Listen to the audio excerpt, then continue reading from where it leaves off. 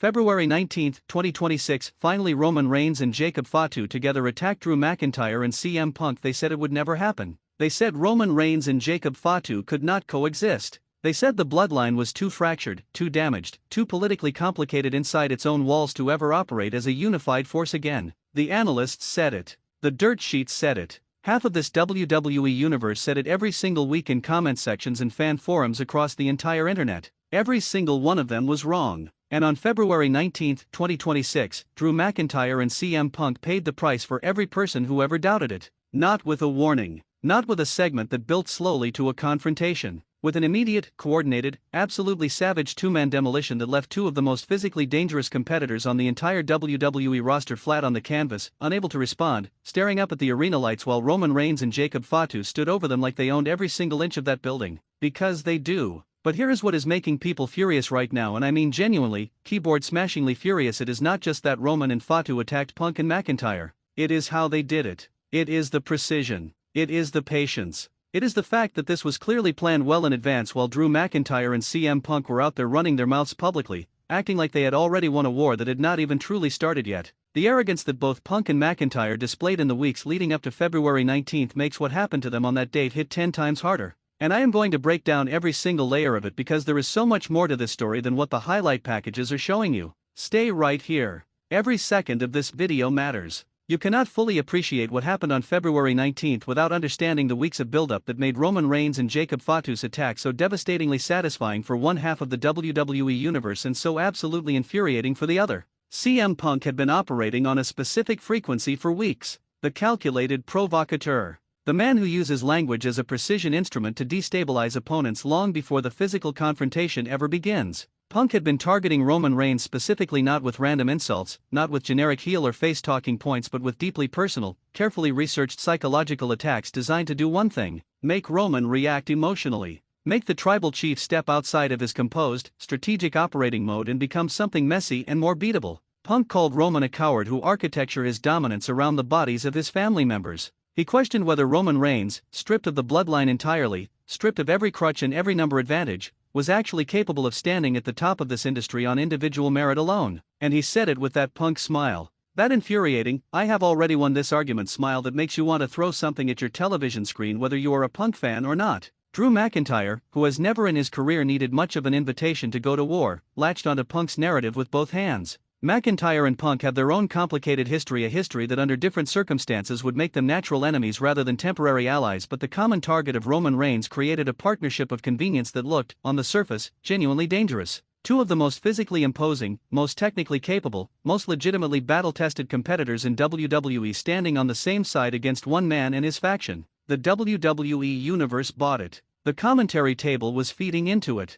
Every camera angle, every segment structure, every piece of build was designed to make you feel like Roman Reigns was walking directly into a trap he could not escape. That is exactly what Roman Reigns needed everyone to believe. Let me take you through the events of February 19, 2026, in the kind of detail that the highlights simply cannot capture, because what made this night extraordinary was not just the violence. It was the architecture. It was the chess match that nobody realized was already over before the pieces ever started moving. The early part of the evening played out exactly as Punk and McIntyre had publicly telegraphed. They were visible. They were vocal. McIntyre with that physical confidence that comes from being one of the genuinely most intimidating human beings to ever walk through a WWE curtain. Punk with his microphone and his control fury and his ability to command every room he enters without raising his voice above a conversational level. They looked like a team that had prepared. Like a team that had a plan. And they did have a plan. The problem was Roman Reigns had already seen it. When Punk took the microphone for what was supposed to be the segment that cornered Roman publicly and forced a response that Punk could then dismantle on camera, the crowd was completely in the moment.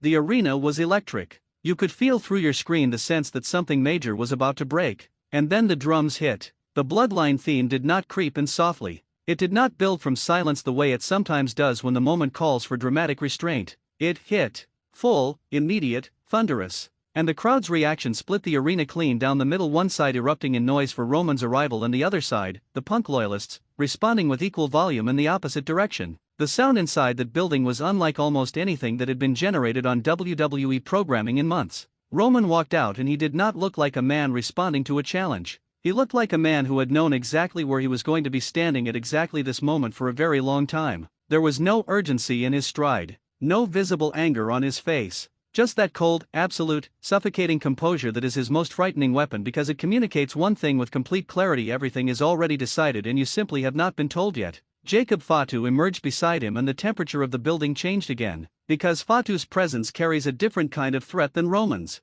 Roman is the chess master. Roman is the long game, the leverage, the institutional power. Jacob Fatu is the storm. Fatu is what happens when all of that strategy reaches its physical conclusion. Standing together on that ramp, they were both sides of the same devastating coin. CM Punk did not flinch. To his enormous credit, because whatever you think of Punk as a person or a performer, physical courage is never something you can take from him. He held the microphone steady, held his ground in that ring, and told Roman Reigns directly and without hesitation that bringing Jacob Fatu changed absolutely nothing. That Roman could bring the entire island of Samoa and it still would not be enough to protect him from what was coming. Drew McIntyre, standing beside Punk, was grinning. That wide, aggressive, slightly unhinged McIntyre grin that he deploys when he genuinely believes he is about to be in a fight he is going to enjoy. Neither of them saw Jacob Fatu move. What followed in the next 60 seconds was the most officially brutal piece of physical storytelling WWE has delivered in 2026, and the details of it matter because every single element was constructed to send a message that went beyond the physical. Fatu did not wait for a signal that anyone in the arena could identify. He did not look at Roman. He did not pause at the bottom of the ramp. He cleared the barricade at ringside with an agility that is genuinely shocking for a man of his size, and he hit Drew McIntyre with a velocity that sent McIntyre crashing into the steel ring post so hard that the impact echoed through the entire arena and made people in the front row physically recoil from the sound alone. The crowd exploded. Meanwhile, CM Punk turned from Fatu toward the noise and walked directly into Roman Reigns, who had closed the distance between the ramp and the ring in silence while every set of eyes in the building was tracking Fatu's explosive movement. It was a misdirection play executed at a level of timing and coordination that required both men to trust each other completely and implicitly. Roman hit Punk with a spear that had nothing tactical about it. It was not a calculated move deployed at the right moment in a match. It was pure accumulated rage delivered through the one physical action Roman Reigns performs better than anyone alive. The impact drove Punk backward through the ropes, and the sound of it, a sound that is different from a normal spear, heavier somehow, more final, told everyone watching that this was not a segment. This was a statement. But Roman was not finished. The part that nobody in the mainstream coverage is spending enough time on: Roman pulled CM Punk up from the mat, looked at him directly, held him there for a moment that lasted long enough for the camera to catch every detail of Roman's expression, and then hit him with a second spear. A deliberate, unhurried, message-delivering second spear that communicated something the first one alone could not. The first spear was anger. The second spear was contempt. On the outside, Jacob Fatu had dismantled Drew McIntyre in a way that should alarm every single person on the WWE roster. McIntyre is not a small man. McIntyre is not a fragile man. McIntyre is someone who has been through wars with the best this industry has to offer and come out standing more times than not. And Fatu treated him like an absolute beginner. The running hip attack into the steel steps, the Samoan drop on the exposed concrete floor, and then the moment that will be replayed for months: Fatu ascending to the top of the announce table with McIntyre barely conscious below him and delivering a moonsault from that height that crushed McIntyre completely and sent the arena into the kind of stunned,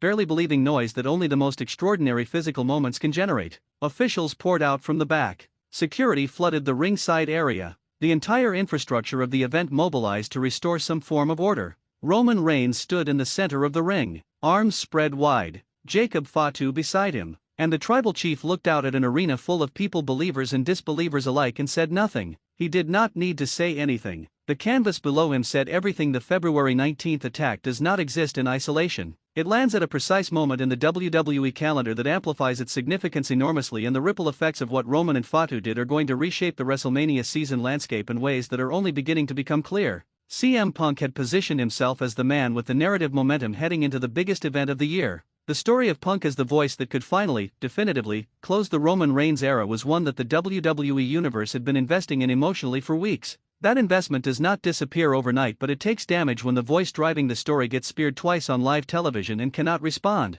Credibility in professional wrestling is momentum, and momentum can be interrupted. Drew McIntyre's situation is, if anything, more complicated. McIntyre operates best when he has something to be furious about, and what Fatu did to him on February 19th has given him enough legitimate fury to fuel a year's worth of programming. The danger for whoever crosses McIntyre next is real. The version of Drew McIntyre that emerges from being publicly humiliated by Jacob Fatu is not a restrained version. It is not a calculated version. It is the most dangerous version. And Roman Reigns and Jacob Fatu operating as a unified force, truly unified, with the trust and chemistry that the February 19th attack demonstrated, is a problem that the entire SmackDown roster needs to begin solving immediately, because individually nobody on that roster has an answer for it. The question of who steps up, who builds the coalition capable of challenging what Roman and Fatu represent together, is the most urgent and most compelling question in WWE heading into WrestleMania 2026. Let me speak directly to every person who spent the last several months insisting that Roman Reigns and Jacob Fatu could not make this work, that the bloodline dynamic was too fractured,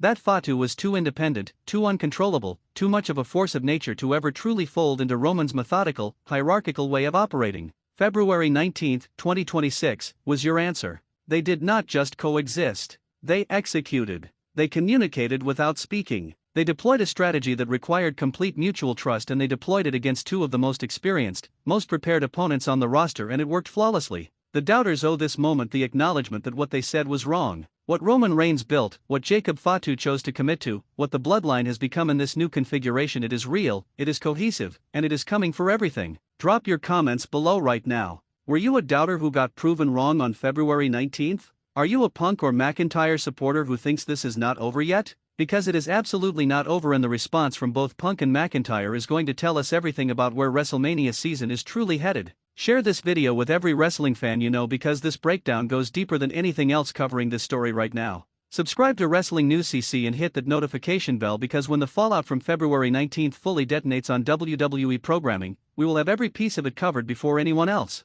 Roman Reigns and Jacob Fatu just sent a message to the entire WWE roster. The only question left: who is brave enough, or foolish enough, to answer it?